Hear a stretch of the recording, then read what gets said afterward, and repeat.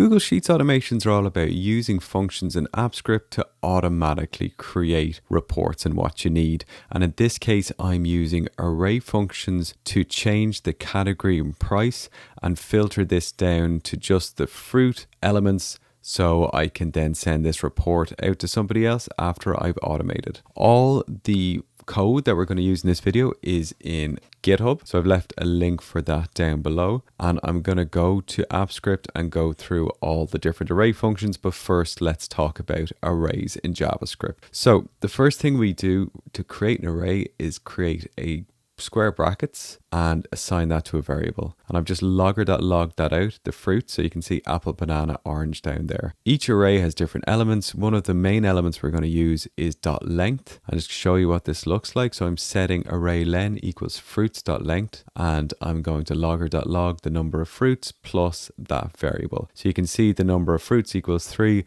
and we use this when we do different functions. The first function I'm going to show you is pop, and what pop does is it removes an element, and you can set another variable to that element. So I have removed fruit equals fruits.pop. So the removed fruit is orange, but the array is changed, and after the pop, the fruits is now just apple and banana. To add elements, there's a function called push. So I can do fruits.push grape, and that'll add the string grape onto the array. And this is my unsorted array, which is now apple, banana, grape. I can use the sort function to then sort that array. So when I run this again, this is sorted, but it was sorted already. So I'm just going to undo the pop from earlier on and run this again just to show you this being sorted. So initially this was apple, banana, orange, grape, and now it's apple, banana, grape, orange in alphabetical order. The opposite of sort is reverse, so fruits.reverse and logger.log, you'll get to see what the reverse order is. So apple, banana, orange, grape becomes apple, banana, grape, orange when sorted, and orange, grape, banana, apple.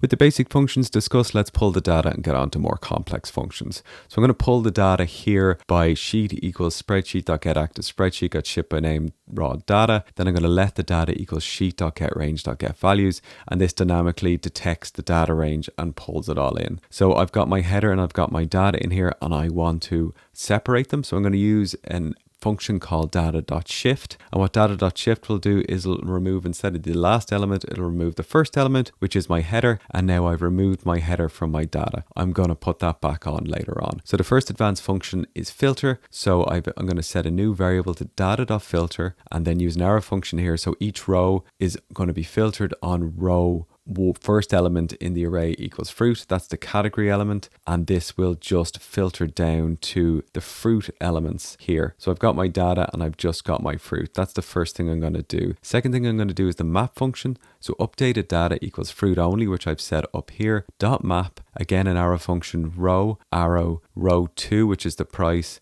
multiplied equals to 1.1, and then return the row. So what that will do is that will multiply the price by 1.1, which is 110%, and that's updated my price there. So that's the map function. You're essentially just mapping a function to each row, and you'll see that's my original prices on my updated prices there. Next thing we can do is a for each function. So this will just go through the whole array like a for loop, and I'm going to say for each row, arrow function, row 1 equals fruits. So I'm reassigning that fruit category to fruits. I'm just going to logger.log this updated data here and show you what it looks like, and now that category has changed to fruits. Now, as discussed before, I'm going to reattach the header, so updated data.unshift instead of shift header, and this puts my header back, and I've got my completed data set now, and that's ready to go into a new sheet. So I'm getting the active spreadsheet again.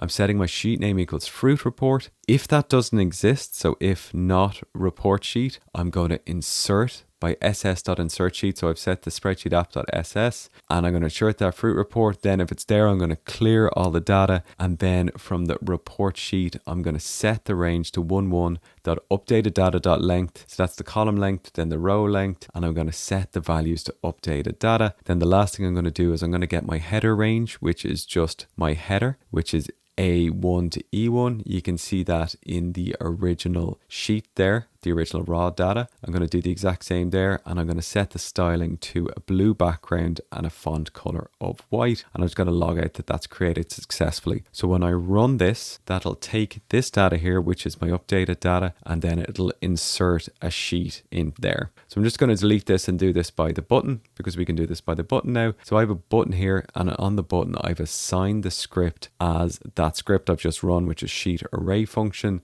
I press this button, and then it's inserted my fruit report with all my data in there. Now, that was a lot to cover in this video, and that's why I've put all these functions out on GitHub. So you can go to GitHub and you can peruse these functions. I've commented them all, but I also shared this sheet and I've attached this to the video, so you can just copy this and you can follow along with the array functions. I hope you found this video useful.